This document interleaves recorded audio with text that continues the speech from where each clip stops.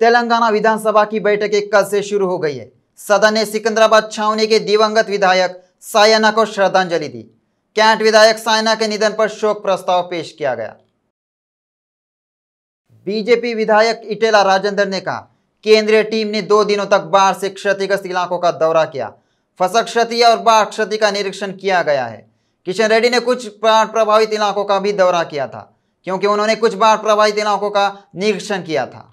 आरोप है, राज्य सरकार की लापरवाही के कारण भारी बारिश के कारण 41 लोगों की मौत हो गई। जिन लोगों की फसलें और घर डूब गए हैं, उन्हें मुआवजा देने के लिए सरकार ने कोई जवाब नहीं दिया। उन्होंने कहा वह बाढ़ से हुए नुकसान पर केंद्र को रिपोर्ट देंगे। डीएसपी छावनी प्रभारी राजेंद्र ने निर्देशन में सिकंदराबाद छावनी के 2 वार्ड में नाले पर स्लैब लगाने के लिए कॉलोनी वासियों ने सीओ मधुकर नाइक को ज्ञापन सौंपा। इस मौके पर राजेंद्र ने कहा, पूरी छावनी में लोगों को समस्याओं का सामना करना पड़ रहा है। उन्होंने कहा, राज्य सरकार ध्यान नहीं दे रही है, केंद्र ध्यान नहीं दे रहा है।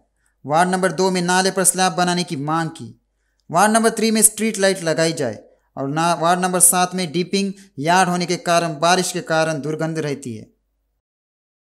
राज्य में जहां आगामी चुनाव के चलते राजनीतिक माहौल गर्मा रहा है, वहीं दूसरी ओर बीआरएस सरकार और राज्यपाल का भी आपस में नहीं बनती।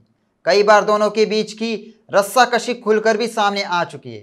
कहा जा रहा है कि जब भी राज्य सरकार कोई बिल राज्यपाल के पास भेजती है तो वह आगे ही नहीं बढ़ता। आइए देखते इससे जुड़ी यह रिपोर्ट।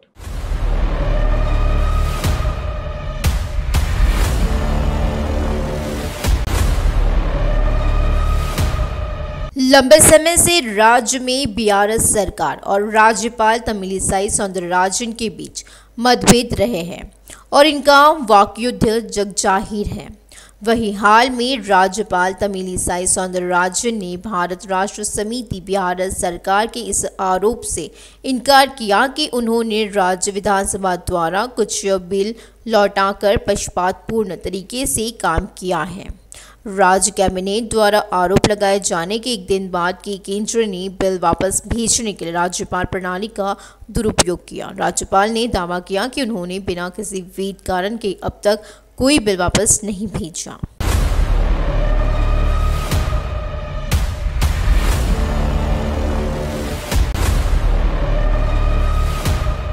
राज्यपाल ने साफ तौर पर कहा कि किसी के खिलाफ नहीं हूं।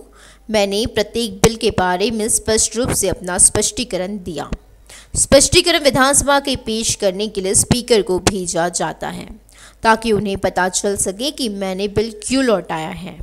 मैंने बिना किसी कारण के कोई बिल नहीं लौटाया। इतना ही नहीं, राज्यपाल तमिलिसाई ने कहा कि मुझे इस बात के लिए दोषी नहीं ठहराया जा सकता कि मैं पक्षपातपूर्ण तरीके से काम कर रहा हूं। मैं तेलंगाना की स्थिति में अच्छी तरह वाकिफ हूँ। मैंने स्पष्ट रूप से स्पष्टीकरण और आपत्तियों का उल्लेख किया कि मैंने उन बिलों को आखिर पास क्यों नहीं किया और क्यों लौटाया। उनकी यह प्रतिक्रिया कैबिनेट बैठक में राज्यपाल द्वारा वापस भेजे गए 3 विधायकों पर चर्चा के एक दिन बाद आई है।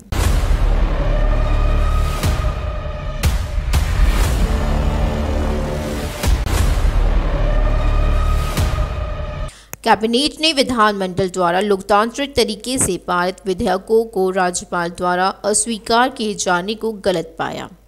इसने इसे जनता के जनादेश का मजाक उड़ा बताया और राज्य मंत्री के.टी. रामा राव ने कैबिनेट बैठक के बाद मीडियाकर्मियों से कहा कि केंद्र राज्यपाल के कार्यालय का दुरुपयोग करके राजनीति कर रहा है।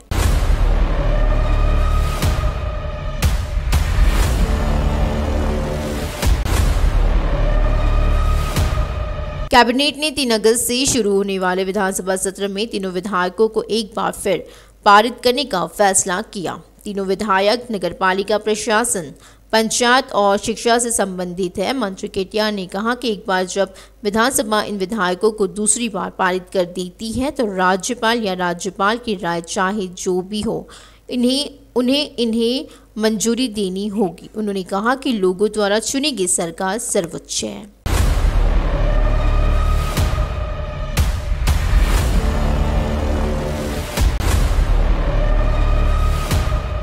विधानसभा द्वारा फिर से पारित किए जाने वाले 3 विधायक तेलंगाना विश्वविद्यालय संस्थापना और विनियमन संशोधन विधेयक, तेलंगाना नगरपालिका कानून संशोधन विधेयक और तेलंगाना पंचायत राज संशोधन विधेयक हैं।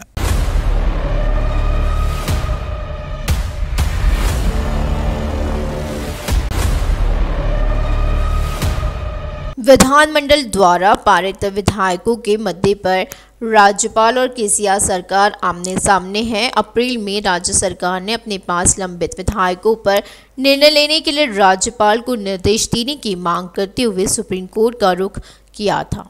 सरकार ने सुप्रीम कोर्ट को बताया था कि राजभवन के पास 10 बिल लंबित हैं, जबकि 7 विधेयक सितंबर 2022 से लंबित थे। 3 विधेयक फरवरी में राज्यपाल को उनकी मंजूरी के लिए भेजे गए। सुनवाई के दौरान सुप्रीम कोर्ट को बताया गया कि राज्यपाल ने 3 विधेयकों पर अपनी सहमति दे दी है। वे है तेलंगाना मोटर वाहन कराधान संशोधन विधेयक, तेलंगाना नगरपालिका संशोधन विधेयक और प्रोफेसर जयशंकर तेलंगाना कृषि विश्वविद्यालय संशोधन विधेयक। राज्यपाल ने वानिकी विश्वविद्यालय तेलंगाना विधेयक और तेलंगाना विश्वविद्यालय सामान्य भर्ती बोर्ड विधेयक को भारत के राष्ट्रपति के पास विचार और सहमति के लिए भेजा।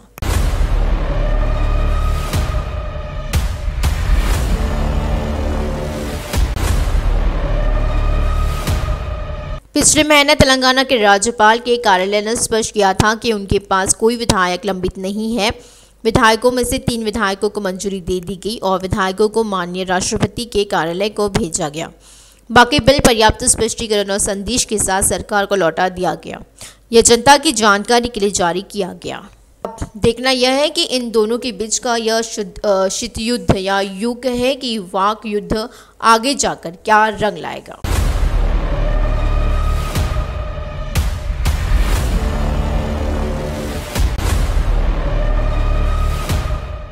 नलगोंडा जिले के बीआरएस नेताओं और कंकनाला समर्थकों द्वारा कंकनाला वेंकट रेड्डी के जन्मदिन समारोह का भव्य आयोजन किया गया। उनके जन्मदिन के अवसर पर चिंतापल्ली मंडल के पोलेपल्ली रामनगर में वेलनेस अस्पताल के तत्वाधान में निःशुल्क चिकित्सा शिविर का आयोजन किया गया। लोगों की स्वास्थ्य संबंधी कई जांच की गई, दवाइयां उपलब्ध कराई गई है। नलगोंडा जिला महिला एवं बाल कल्याण विभाग की अध्यक्ष कंकनाला प्रवीणा वेंकट रेड्डी ने इस कार्यक्रम का शुभारंभ किया।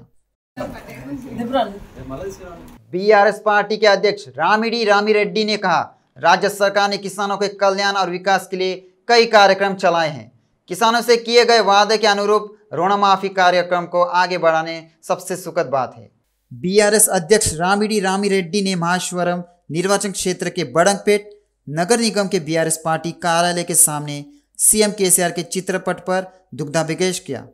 उन्होंने कहा, किसानों का कर्ज माफ करने का फैसला बेहद सुखद है। कई मौक़ों पर किसानों के साथ खड़ी रहने वाली सरकार ने हाल ही में किसानों का कर्ज माफ कर दिया और उनके साथ जश्न मनाया है। कंचनबाग थाना क्षेत्र में इंस्पेक्टरों ने पुलिस कर्मियों की बाइक रैली निकाली। पुलिस ने थाना क्षेत्र में बदलाव के साथ ही लोगों को जागरूक करने के उद्देश्य से बाइक रैली निकाली है। लोगों को बेहतर सेवाएं मुहैया कराई जाएंगी। पिछले कुछ दिनों से RINL के कुछ संगठन यहां आरोप लगा रहे हैं, अंदानी गंगावरम बंदरगाह के माध्यम से आयातित कोयलों और चूना पत्थर वैजाग स्टील प्लांट तक नहीं पहुंचाया जा रहा है। इस संबंध में हमें अदानी ग्रुप से स्पष्टीकरण मिला है। अदानी पोर्ट्स के निदेशक GJ राव ने कहा, गंगावरम पोर्ट जिम्मेदारी से व्यापार करने और सभी हितधारकों को के बीच विश्वास बनाने के लिए प्रतिबद्ध है। देर से भुगतान करने के अलावा पिछले 6 महीनों से हमारे ऊपर भारी बकाया जमा हो गया है, लेकिन जिम्मेदार कॉर्पोरेट निकाय के रूप में है। हम RINL को कार्गो हैंडलिंग सेवाएं प्रदान कर रहे हैं। प्रसिद्ध दार्शनिक फ्रेडरिक नीत्शे ने कहा, इंसान को मजबूत यानी इच्छा शक्ति वाला होना चाहिए। निर्णय लेने के बाद हार न माने और बाकी सब कुछ अपने आप उनका अनुसरण करता है। ऐसा लगता है केसीआर इसी विचारधारा को लेकर आगे बढ़ रहे हैं। केसीआर जो कर रहे हैं वो मंत्रियों, विधायकों और वरिष्ठ नेताओं से बात कर रहे हैं और राय जुटा रहे हैं।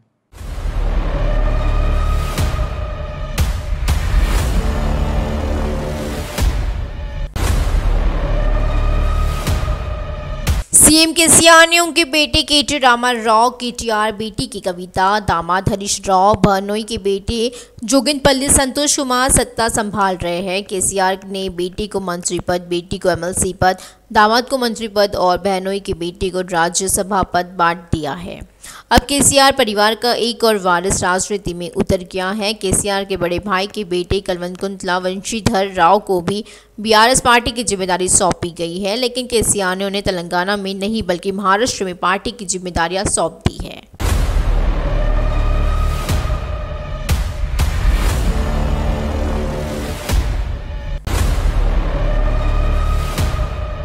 महाराष्ट्र में बीआरएस पार्टी के विस्तार पर सीएम केसीआर ने हाल ही में एक अहम बयान दिया। आगामी चुनाव के मद्देनजर महाराष्ट्र में बीआरएस पार्टी संचालन समिति की घोषणा करी है। कल्वकुंतला वंशीधर राव को महाराष्ट्र बीआरएस प्रभारी नियुक्त किया है और इसी नियुक्ति के साथ ही सोशल मीडिया पर नेटिजन कमेंट्स कर रहे हैं कि क्या कल्वकुंतला परिवार महाराष्ट्र में भी राज करने जा रहा है। कल्वकुंतला परिवार जो पहले ही तेलंगाना की राजनीति पर कब्जा कर चुका है।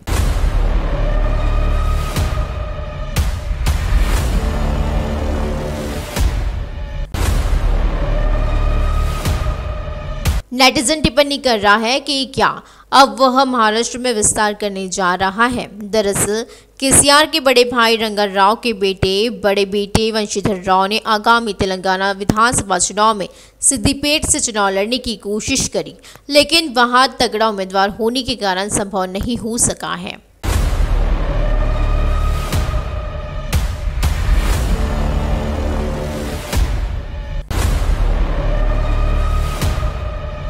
इस हद तक वंशीधर राव ने अपने पिता रंगा राव के नाम पर अनेक सेवा कार्यक्रम भी आयोजित किए हैं। वंशीधर पहले 2009 में प्रजा स्वराज्यम पार्टी से सिद्दीपेट से टिकट की उम्मीद थी, लेकिन उन्हें मौका नहीं मिला। इसके बाद से वे केसीआर के साथ हो गए हैं। वे कुछ समय से केसीआर के साथ हर कार्यक्रम में हिस्सा लेते रहे हैं। कल तक यह चल पड़ा था कि वंशीधर राव सिद्दीपेट में हरीश राव को चेक देंगे। इसी के साथ ही यह भी सुगबुगाहट थी कि हरीश मेदक लोकसभा सीट से चुनाव लड़ेंगे, लेकिन अब वंशीधर राव को महाराष्ट्र की जिम्मेदारी दिए जाने से इन खबरों पर विराम लग गया है।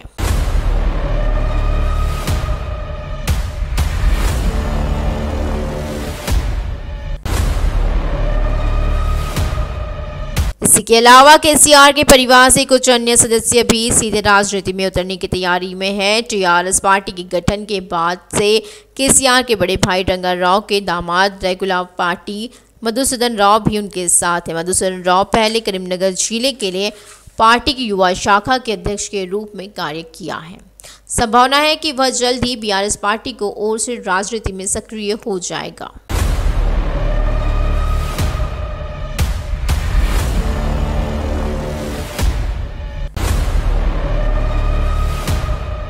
रंगा राव के दूसरे बेटे ताजेश्वर राव उर्फ कन्ना राव फिलहाल बिजनेस सेक्टर में हैं, वो भी राजनीति में भी आने की सोच रहे हैं। इसी बात की जमकर आलोचना हो रही है कि पूरा तेलंगाना बारिश और बाढ़ से परेशान है, वही सीएम केसीआर मात्र महाराष्ट्र की राजनीति में व्यस्त है। कई लोग इस बात से नाराज है कि बाढ़ पीड़ितों से मिलने नहीं जाने वाले केसीआर पार्टी मीटिंग के लिए महाराष्ट्र जा रहे हैं। कुल मिलाकर आने वाले चुनाव में सीएम केसीआर परिवार के अनेक सदस्यों के नए चेहरे देखने को मिलने वाले हैं। अब देखना है कि तेलंगाना और महाराष्ट्र के वोटर केसीआर के परिवार को कैसे स्वागत करते हैं।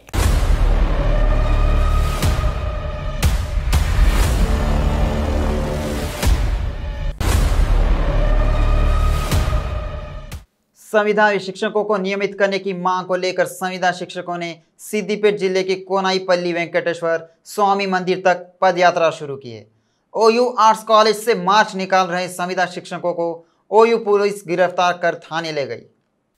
संविदा शिक्षकों ने कहा वे पिछले कुछ महीनों से संविदा सहायक प्रोफेसरों के नियमितकरण के लिए विभिन्न रूप में विरोध प्रदर्शन कर रहे हैं।